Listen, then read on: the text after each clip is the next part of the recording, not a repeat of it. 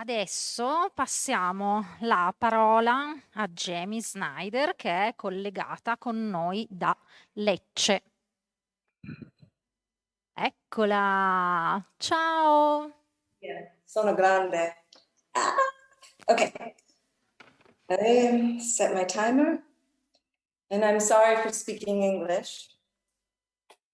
Next year I will be only Italian. Okay, I'm gonna share my screen so I become very small. I'm gonna share it.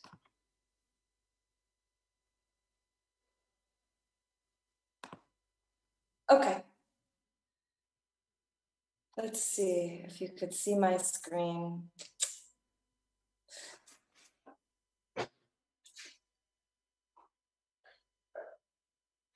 Okay, I'm Jamie, and I work at and opened Progetto, which is the contemporary art space in Lecce, Italy. Progetto is committed to presenting emerging ideas and experimental and critical work. Our exhibition program so far includes Hector Garcia, Nina Cannell, Michael Dean, Dora Budor, Bree Williams, and Aria Dean. The way it works is that I'm interested in bringing ideas and experiences and lessons I've learned from the art world, and I'm also interested in doing something completely new in a new place. That is my home now. And when you do something on your own, you have a lot of agency to do what you want, which is very exciting and also very difficult. So what I wanted to talk about today, because you can look at images of Progetto on the website, you could see the exhibitions. But what I can share with you today is kind of like what happens when you run a space and things don't work, or you have like a vision, or you have a way of rating like what is a successful experience for you and the artists.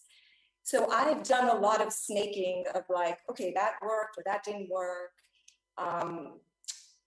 So I was thinking about ecology, because I get asked often why, perché Puglia, perché Lecce.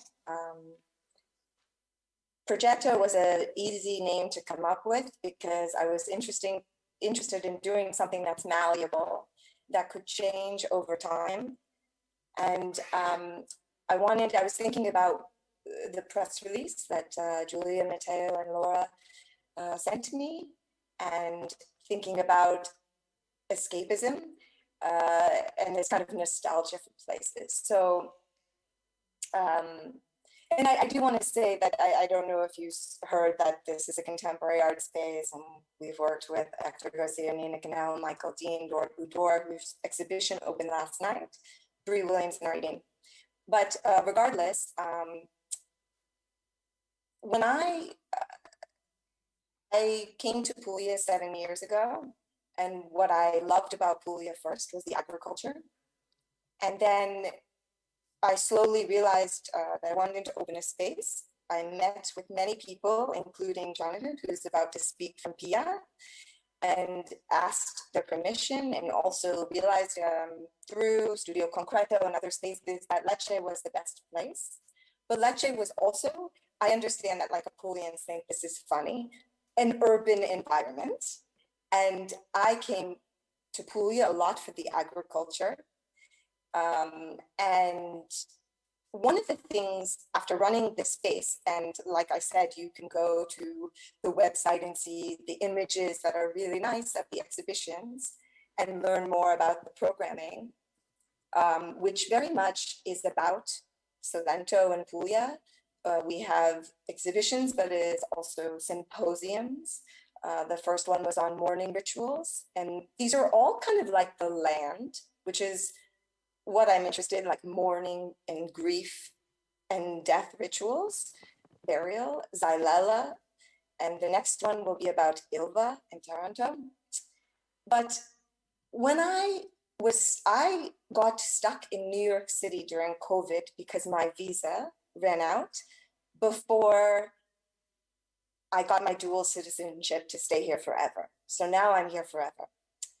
And when I was there, I really thought, what doesn't work about this space and what does work?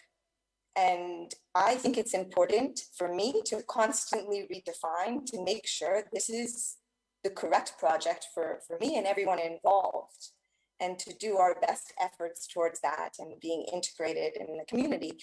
So one of the things that didn't work for me was like living all the time in a more urban environment in Lecce. And so something which just wasn't working for me as somebody who both like runs a space and is an artist. And basically I was like, I want to live in the countryside by myself, even though that was very scary. Campagna is essential to Puglia. It's important to me to have a community that's not just artists, which are incredible in Puglia, but also farmers, artisanal artisans, the person who delivers the water. I mean, I'm not like romanticizing it, like the person who delivers the gas. They would do anything for me like I would do for them, just as important as the art world. And so I somehow found a way to live in the countryside.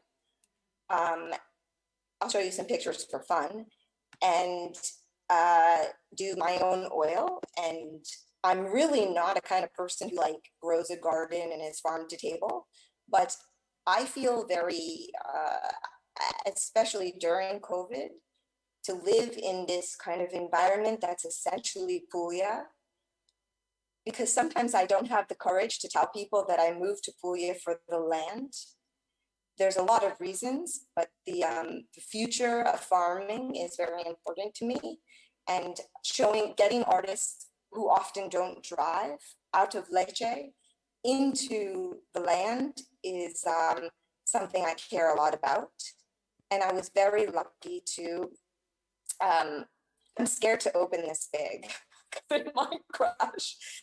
But I was very lucky to pick my own olives and live in the countryside, which I still do right now until the next artist comes.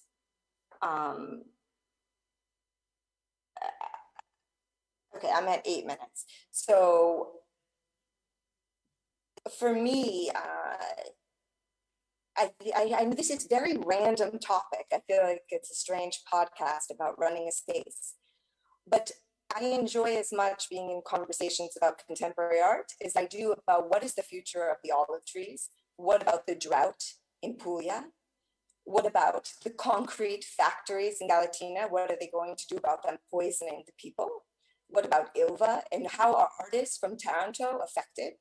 Are they making specifically different work because their families are sick? I know this sounds very depressing, but it's a real beautiful conversation to be having about the local community.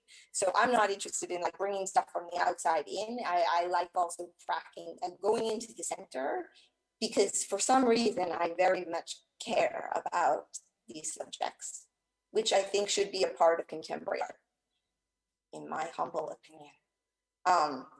I think that's it. I think you can see everything of Progetto online, and please contact me if you need any information further. Grazie. Thank you. Thank you, Jamie. Thank you so much. Prego, grazie. Thank you so much.